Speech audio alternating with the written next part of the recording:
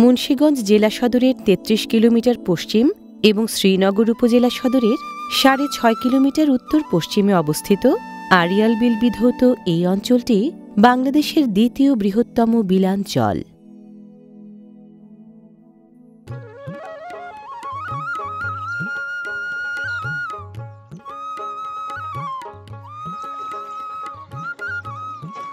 মুন্সিগঞ্জের শ্রীনগর উপজেলার শ্যামসিদ্ধি ইউনিয়নের গাদিঘাট গ্রাম থেকে দেশের মধ্যাঞ্চলের সবচেয়ে বড় ও প্রাচীন এই বিলটির এলাকা শুরু।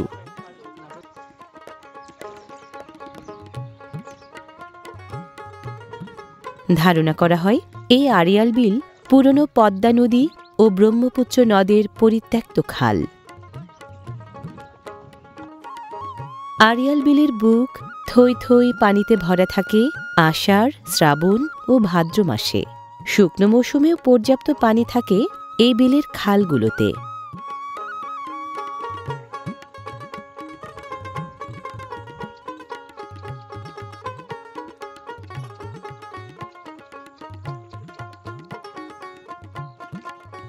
আড়িয়াল বিল নামের এই অবভূমির বিস্তৃতি মুন্সিগঞ্জের শ্রীনগর ও সিরাজদিখান উপজেলা এবং ঢাকার নবাবগঞ্জ ও দোহার উপজেলায়।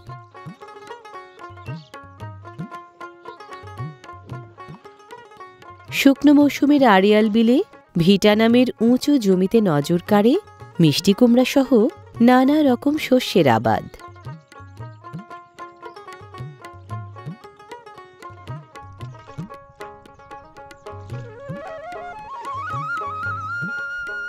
শুধু শস্যের জন্য চাষিদের আর মাছের জন্য জেলেদের নয়, পাখপাখালি সহ জলজ জীববৈচিত্র্যের জন্য দারুণ পয়মন্ত এক ভুবন এই বিলাঞ্চল। বিলাঞ্চলে খাল এবং ক্ষেত দুজনে যেন দুজনার। শুকনো মৌসুমে খাল আর ক্ষেতকে ঘিরেই স্থানীয় পেশাজীবীদের জীবিকার কর্মযজ্ঞ চলে এই বিলে।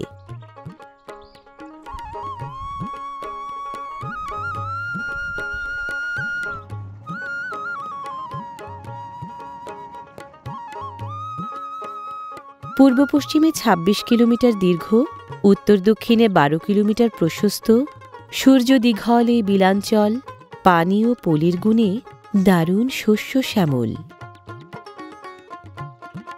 আশপাশের ক্ষেত থেকে উঁচু ভিট বা ভিটা নামের বিশেষ এই জমিতে মিষ্টি কুমড়া সহ শাকসবজি ফলানো হয় বেশি।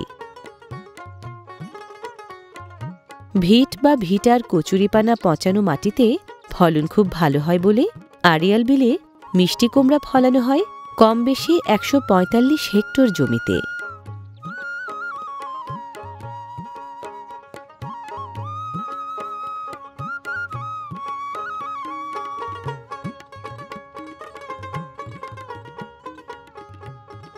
এই বিলটা আমার দাদায় তার দাদায় তার দাদায় এই বিলটারে তারা বসত করছে, চাষ করছে। চাষ করবে তার সন্তান আমরা এখন ওই সন্তান আমরা এখন এই বিলটারে পুরো চাষ করি। তো এই বিলটার মধ্যে আমাদের যে সঙ্গে আশ্বিন মাস আসে সে মানে বিট ফালাই। বিট ফালানোর পরে আমরা কুমড় গাছের চারা উঠাই। চারা উঠানোর পরে আমরা ফসল করি। ফসল করার পরে এখন আমরা এই যে জিনিসটা যে সঙ্গে বিটার মাটির মধ্যে যে সময় জমিনে পড়ে আসে ওই সময় তো আমরা মানে গাছলা আমরা যত্ন করি। আমাদের সে মাটি হলে পচা মাটি, শক্তি বেশি। যে সময় আমরা বিট ফালাই ওই সময়তে গাছ থাকে ছোট ছোট চারা গাছ থাকে, আস্তে আস্তে আমরা পানি সার দিই, আস্তে আস্তে আস্তে আস্তে আল্লাহর রহমত দেয় মানে এই কুমড় এত বড় হয়। এই কুমড় করতে জায়গায় এত কুমড় হয় না। সারা আমাকে আরো বিল দেয় এক সমান হয়, ছোট বড় মিলেই সব জায়গায় বড় কুমড় হয়।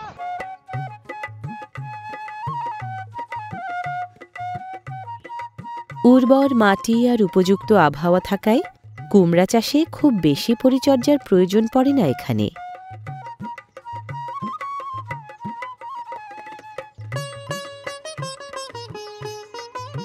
পরিপক্ক হতে প্রতিটি মিষ্টি কুমড়ার কম বেশি সময় লাগে মাস তিনেকের মতো।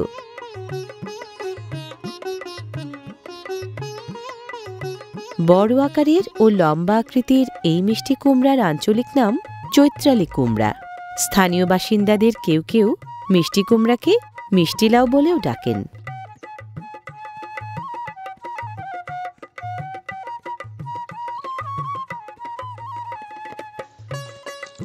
আড়িয়াল বিলের কুমড়া ক্ষেত থেকে মিষ্টি কুমড়া আহরণের পালা সাধারণত শুরু হয় ডিসেম্বর থেকে, চলে মার্চ পর্যন্ত।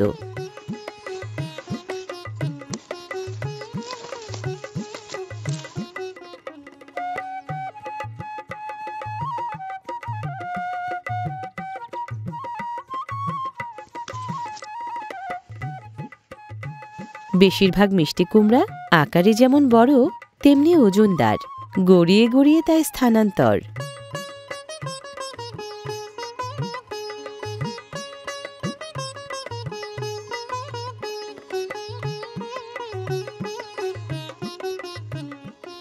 দূরত্ব যখন বেশি, কুমড়া ক্ষেতের কৃষি শ্রমিকরা তখন ওজনদার মিষ্টি কুমড়ার স্থানান্তর ঘটান বিশেষ ধরনের ঝাঁকায় ভরে।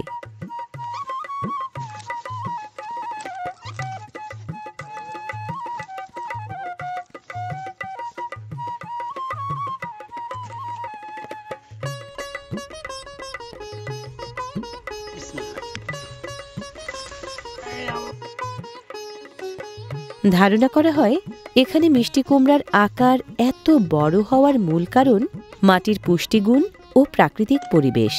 একই জাতের কুমড়া বীজ অন্য এলাকায় বপন করলেও সেসবের মিষ্টি কুমড়া এখানকার মতো এত বড় হয় না। একে তো আকারে বেশ বড়, তার উপর আড়িয়াল বিলের কুমড়ার ফলনও কিন্তু বাম্পার।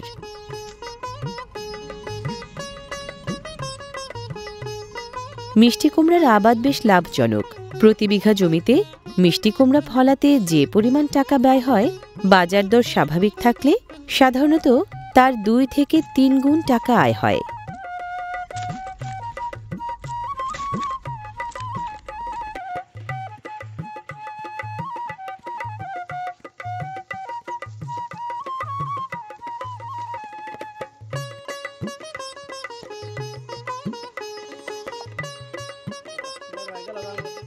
হাটবাজারে গ্রীষ্মকালীন শাকসবজির অভাব থাকলে এখানকার সবজি চাষিরা ক্ষেতের মিষ্টি কুমড়া সাধারণত আগাম তুলে চালান করেন বাজারে।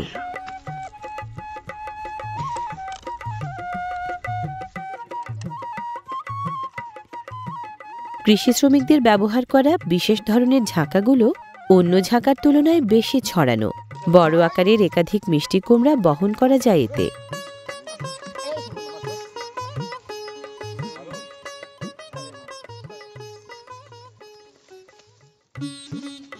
বিলাঞ্চলে মিষ্টি কুমড়া আবাদের কাজ মূলত স্থানীয় সবজি চাষিরা করলেও ক্ষেত থেকে মিষ্টি কুমড়া আহরণ ও পরিবহনের কাজ সাধারণত করেন দিন কিংবা মাস চুক্তিতে নিয়োগ করা কৃষি শ্রমিকরা।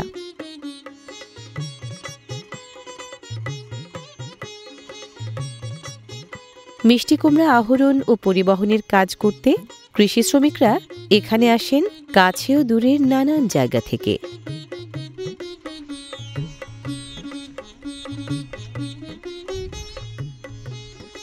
দৈনিক ও মাসিক পারিশ্রমিকের বিনিময়ে কাজ করা এখানকার কৃষি শ্রমিকদের বেশিরভাগই আসেন উত্তরবঙ্গের চাঁপাইনবাবগঞ্জ জেলা জনপদ থেকে।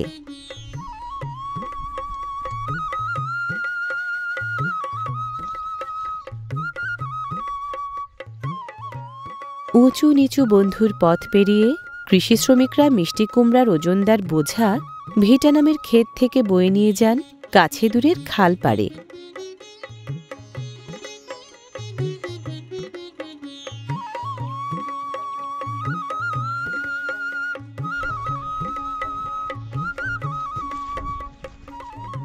দুর্গম এই বিলাঞ্চলে সড়কপথের সুবিধা না থাকায় মিষ্টি কুমড়া চালান করার জন্য ইঞ্জিন চালিত নৌকাই মূল ভরসা।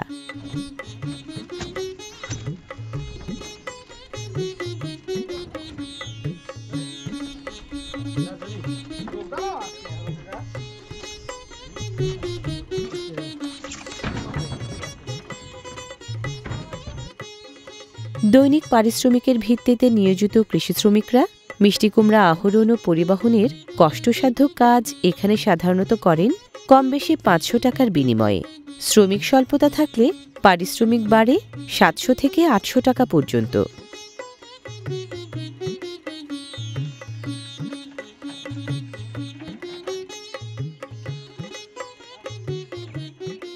এখানকার মিষ্টি কুমড়া কেজি দরে চাষিরা পাইকারদের কাছে সাধারণত বেচেন কম বেশি 15 থেকে 18 টাকায়।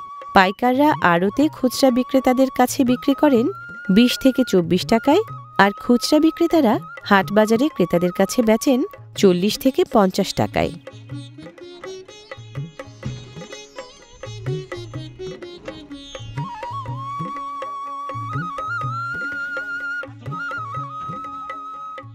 এবছর ফলন ভালো হয়েছে, কিন্তু ফলনের দাম খুব কম।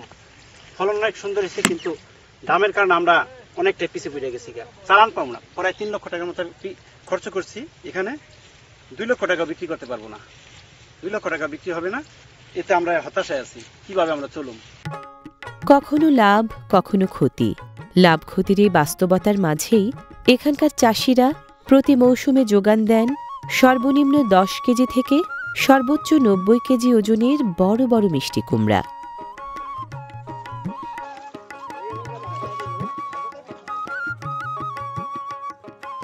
বিলাঞ্চলের কৃষক ও কৃষি শ্রমিকরা কখনো ভিটায়, কখনো নৌকায় এভাবেই দল বেঁধে সকালের নাস্তা কিংবা দুপুরের খাবার খান কাজের ফাঁকে।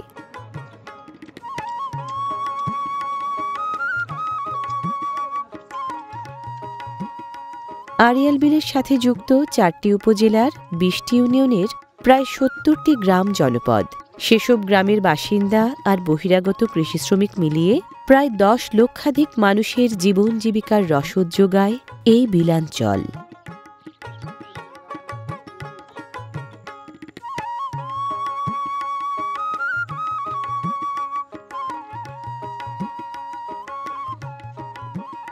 জিরাতে ঘর কেন্দ্রিক জীবন ও জীবিকার মৌসুমী এই কর্মযজ্ঞ মুন্সিগঞ্জের এই বিলাঞ্চলে চলছে যুগ যুগ ধরে।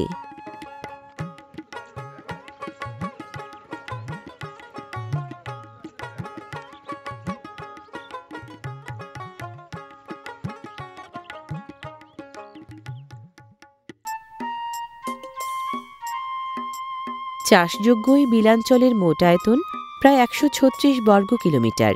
মিষ্টি কুমড়ার পাশাপাশি তাই রকমারি শস্যের চাষ হয় ক্ষেতের পর ক্ষেত জুড়ে। পলি উর্বর এই বিলাঞ্চলে সবচেয়ে বেশি চাষ হয় ধানের। বর্ষা মৌসুমে এখানে অল্প স্বল্প চাষ হয় আমন ধানের। প্রচুর পরিমাণে ইরি ও বোরো ধানের চাষ হয় শুকনো মৌসুমে। এখানে ধান ফলানো হয় কম বেশি 14,000 হেক্টর জমিতে। প্রতি বছর শুধু বোরো ধানই উৎপাদিত হয় 1 লাখ টনের বেশি।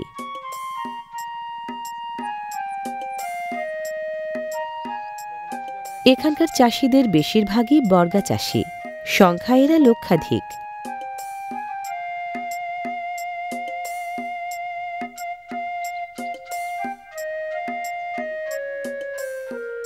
ধান ও মিষ্টি কুমড়ার পাশাপাশি করলা, লাউ, ক্ষীরা, টমেটো, পেঁপে, পটল, বেগুন ও কাঁচামরিচ সহ নানা ধরনের শাকসবজি ফলান এখানকার চাষিরা। এখানকার শাকসবজিগুলোর মধ্যে সবচেয়ে বেশি ফলন ও চাহিদা করলার।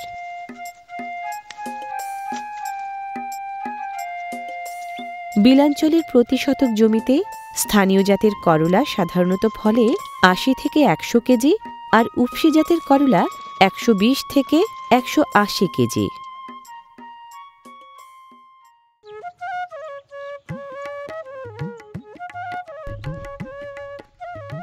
আড়িয়াল বিলের ক্ষেত থেকে প্রতি মৌসুমে করলা সহ নানা ধরনের শাকসবজি চালান হয় প্রায় 1 লাখ টনের মতো।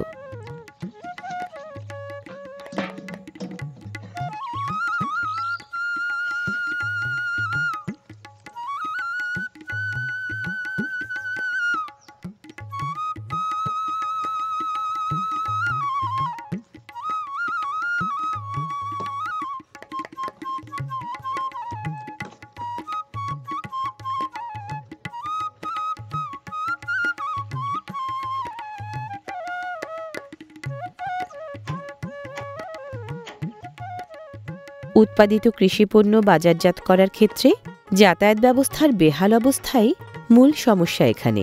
ক্ষেতের ফসল সরাসরি পাঠানো যায় না হাটবাজারে। মোট দূরত্বের একাংশ পাড়ি দিতে হয় নৌযানে চড়ে।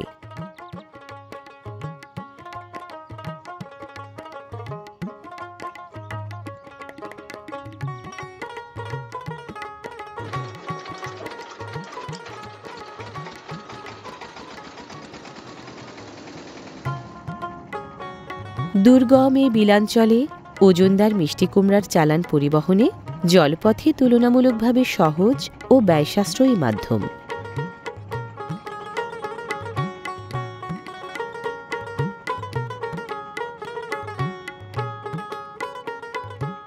আড়িয়াল বিলের দীর্ঘ খালগুলো একদিকে পানির যোগান দিয়ে ফসল ফলানোয় প্রত্যক্ষ ভূমিকা রাখে, অন্যদিকে উৎপাদিত কৃষিপণ্য হাটবাজারে পাঠানোর মাধ্যম হয়ে বিপণনেও অবদান রাখে।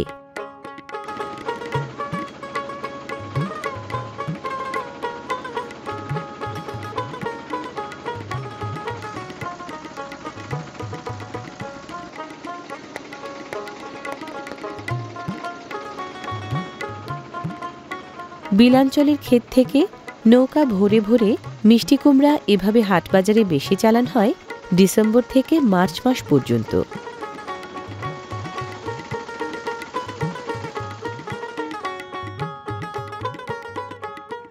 মিষ্টি কুমড়া ভরা নৌকার প্রাথমিক গন্তব্য গাদিঘাট বাজারের পাকা ব্রিজ।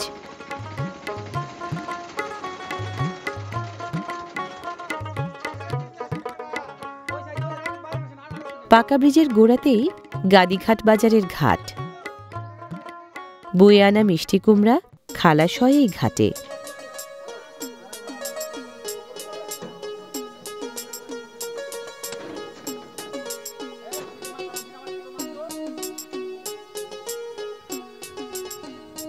পাকা ব্রিজের নিচে মিষ্টি কুমড়ার অপেক্ষমান নৌকার সারি, আর ব্রিজের ওপরে চলছে ক্রেতা বিক্রেতার দরাদরি, মূলামূলি ও লেনদেন।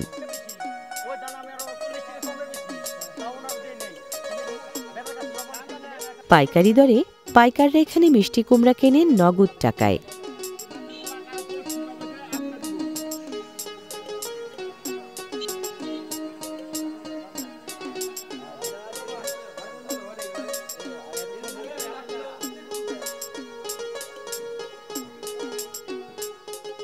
পাইকারের কাছে বিক্রি হওয়া মিষ্টি কুমড়া নৌকা থেকে খালাস করেন ঘাট শ্রমিকরা।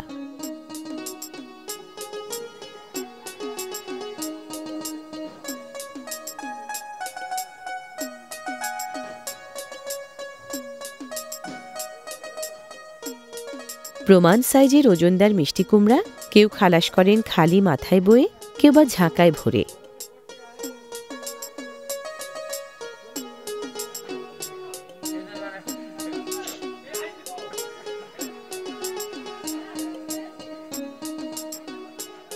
খালাসিদের বয়ে নেয়া এসব মিষ্টি কুমড়ার গন্তব্য সড়কে দাঁড়ানো দূর পাল্লার ট্রাক।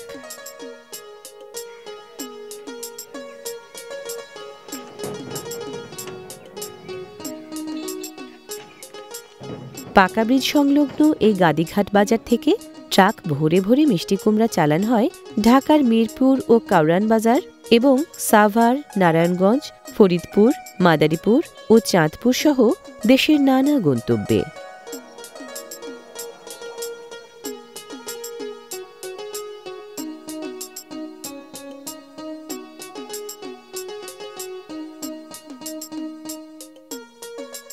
নানা রকম কৃষিপণ্যের মধ্যে মিষ্টি কুমড়ার এই উৎপাদন ও বিপণন মুন্সিগঞ্জের আড়িয়াল বিল নামের অবনমিত জনপদকে দেশ জুড়ে দিয়েছে বিশেষ পরিচিতি।